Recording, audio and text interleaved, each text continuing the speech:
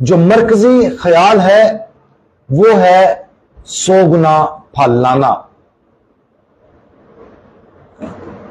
और जो खारदार झाड़ियों में बोया गया, ये वो है जो कलाम को सुनता है पर दुनिया का फिक्र और दौलत का फ्रेब कलाम को दबा देते हैं और वो बेफल रह जाता है।